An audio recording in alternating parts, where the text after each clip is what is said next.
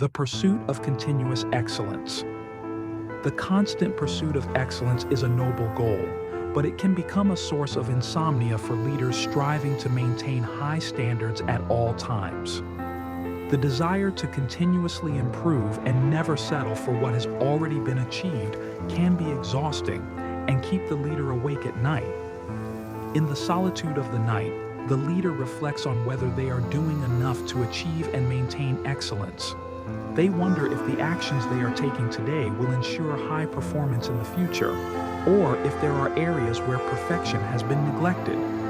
The night brings back memories of times when excellence was achieved, and others when it failed. These memories can be a source of motivation or concern as the leader considers the efforts needed to maintain excellence and avoid mediocrity.